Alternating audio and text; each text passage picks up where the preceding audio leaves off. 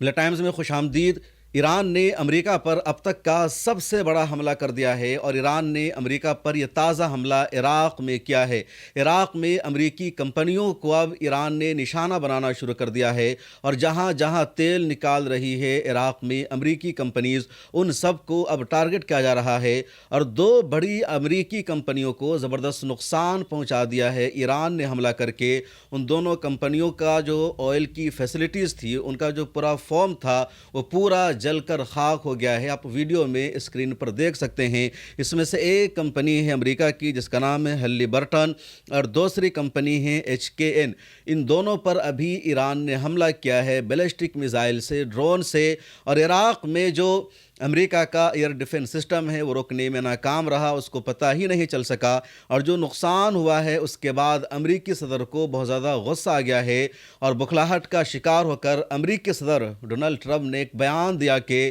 ایران پر ہمارا اگلا حملہ اور زیادہ سخت ہوگا، ہم ڈسٹروائے کر دیں گے، تباہ کر دیں گے ایران کو۔ یہ امریکی صدر کا ابھی کا تازہ بیان سامنے آیا ہے اور صرف 1 گھنٹہ پہلے کی نیوز ہے۔ IRGC نے باضابطہ دعویٰ کیا ہے اور اس خبر کو BBC نے کنفرم کیا ہے، الجزیرہ نے بھی اس خبر کو شائع کر دیا ہے کہ عراق کی ان 2 آئل ریفائنری پر، آئل کمپنیوں پر ایران نے حملہ کر دیا ہے، اور اس حملے کے بعد عراق میں اپنے تمام آئل فارم کو امریکہ نے بند کرنے کا اعلان کر دیا ہے۔ جتنا امریکہ کا عملہ وہاں پر موجود ہے، جتنے امریکی شہری ان آئل ریفائنریز میں، ان کمپنیوں میں موجود ہے، ان سب کو واپس بلایا جا رہا ہے، اور وہ پہلے وہاں سے کویت جا رہے ہیں، اور کویت سے کس طرح امریکہ ان کو نکالے گا یہ امریکہ ہی فیصلہ کرے گا۔ امریکہ اس وقت اتنی بھی ہمت نہیں جٹا پا رہا ہے کہ وہ عراق سے کویت ان کو ہوائی جہاز کے ذریعے، پلین کے ذریعے پہنچا سکے، بلکہ امریکہ نے کہا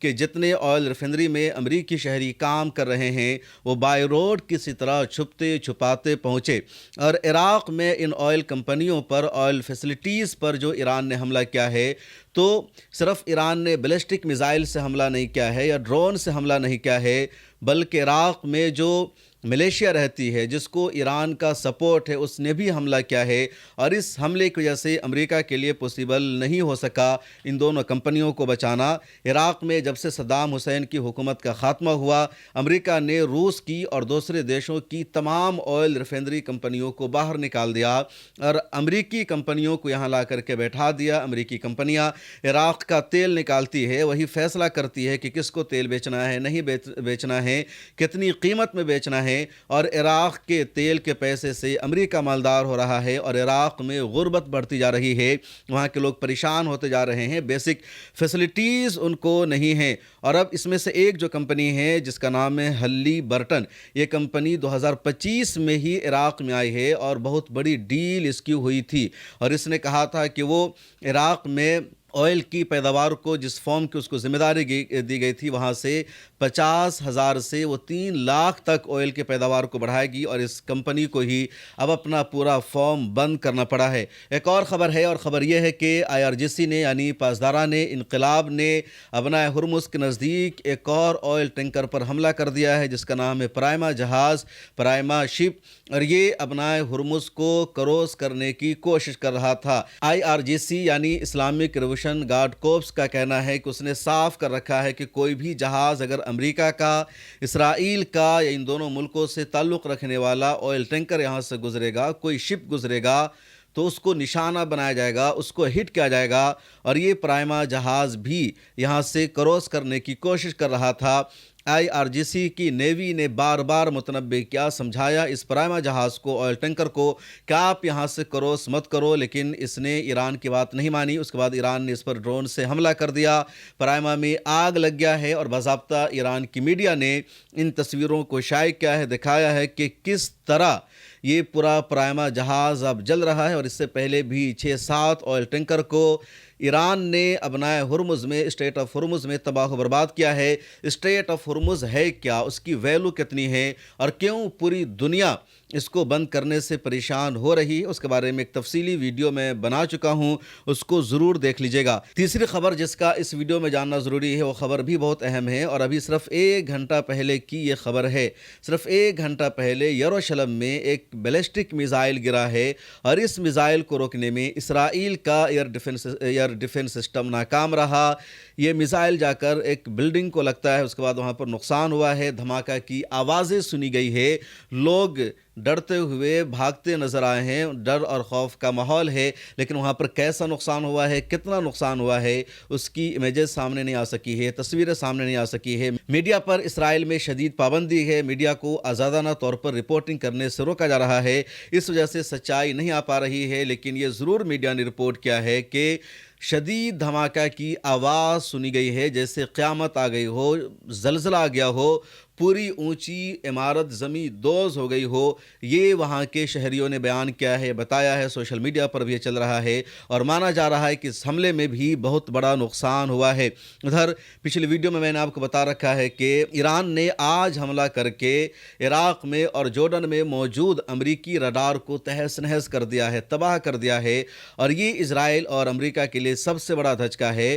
اور امریکی رڈار کو تباہ کرنے کی وجہ سے ہی اب ایرانی میزائل لگاتار اسرائیل کو نقصان پہنچا رہے ہیں، کیونکہ عراق میں امریکہ نے بہت اپنا قیمتی رڈار لگا رکھا ہے، جورڈن میں لگا رکھا ہے، اور یہ ارلی وارننگ رڈار ہوتے ہیں۔ جیسے ہی ایران سے کوئی میزائل فائر ہوتا ہے، لانچ ہوتا ہے، عراق کو پتہ چل جاتا ہے، جورڈن کو پتہ چل جاتا ہے، پھر اسرائیل کو پتہ چلتا ہے، اور جب تک 15-20 منٹ کا ٹائم لگتا ہے ایران سے فائر ہونے والے میزائل کو اسرائیل پہنچنے میں، اس وقت تک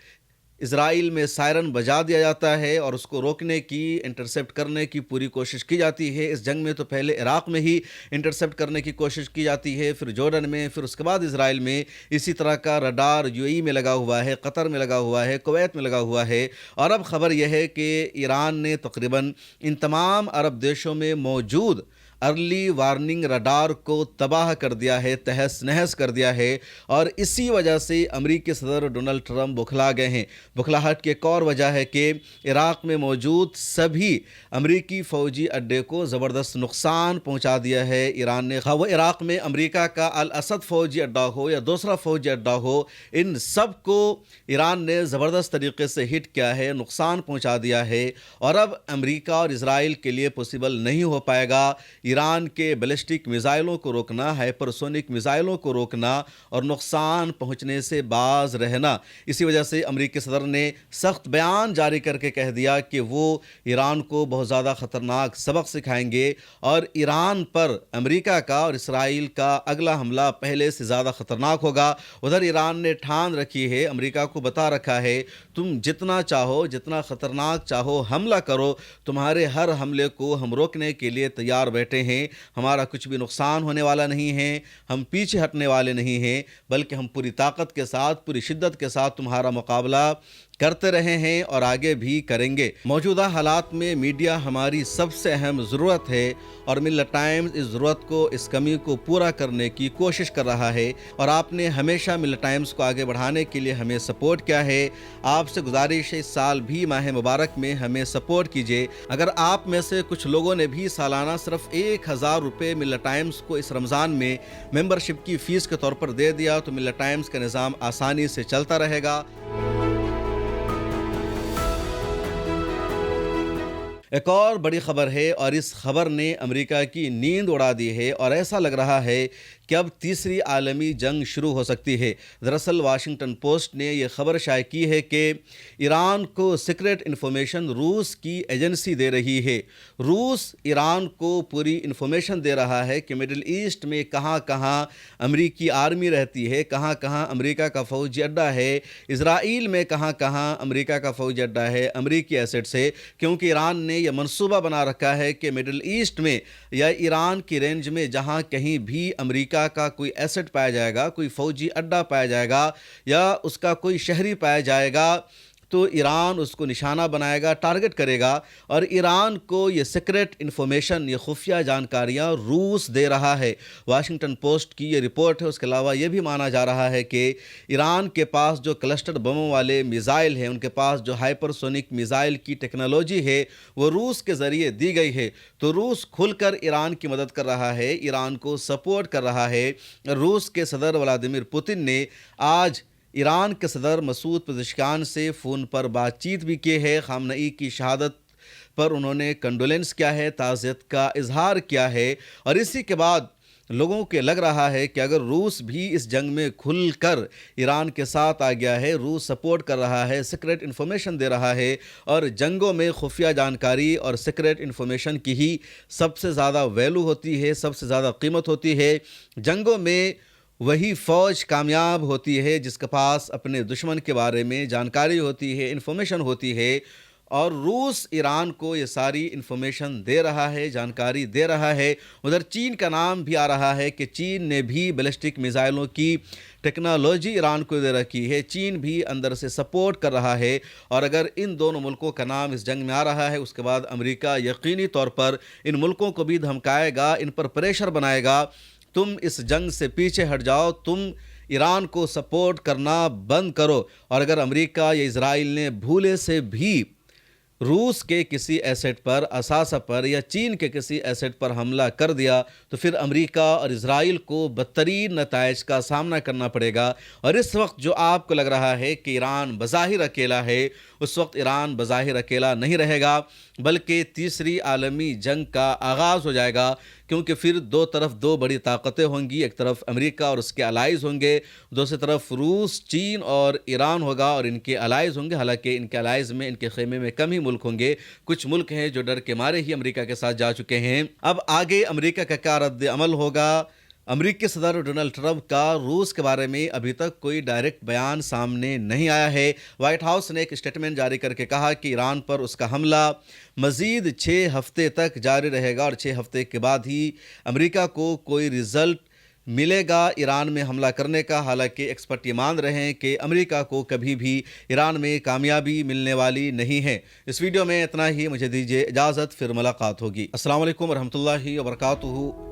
موجودہ حالات میں میڈیا ہماری سب سے اہم ضرورت ہے، اور ملت ٹائمز اس ضرورت کو، اس کمی کو پورا کرنے کی کوشش کر رہا ہے۔ پچھلے 10 سالوں سے ہر چیلنج اور مشکل کا سامنا کرتے ہوئے لگاتار ہم آپ کی آواز اٹھا رہے ہیں، میڈیا کے میدان میں کام کر رہے ہیں، اور آپ نے ہمیشہ ہمیں سپورٹ بھی کیا ہے۔ ملت ٹائمز صرف یوٹیوب چینل کا نام نہیں ہے، بلکہ ملت ٹائمز کا انگریزی ڈیسک ہے، جہاں انگریزی میں ہم خبریں شائع کرتے ہیں، سوشل میڈیا پر پوسٹ کرتے ہیں۔ ملت ٹائمز کا ہندی ڈیسک ہے، ملت ٹائمز کا اردو اور بنگلہ ڈیسک بھی ہے، اور 4 زبانوں میں ہم ویب سائٹ پر خبریں شائع کرتے ہیں، سوشل میڈیا پر ہم خبریں پوسٹ کرتے ہیں۔ اس کے علاوہ یوٹیوب پر ہم ایکسپلینر ویڈیوز بناتے ہیں، گراؤنڈ پر جا کر رپورٹ کرتے ہیں، انٹرویوز کرتے ہیں، پوڈ کاسٹ کرتے ہیں، اور ملت ٹائمز نے اب ڈاکیومنٹری بنانا بھی شروع کر دیا ہے۔ اس سال ہم نے ایک شاندار پروگرام کا انعقاد بھی کیا۔ ملت ٹائمز کی آفس ہے، ملت ٹائمز کا 20 لوگوں کا اسٹاف ہے، اس کے علاوہ بھی ملت ٹائمز کے کئی سارے اخراجات ہیں، بہت سارے ایکسپنسز ہیں، اور آپ نے ہمیشہ ملت ٹائمز کو آگے بڑھانے کے لیے ہمیں سپورٹ کیا ہے۔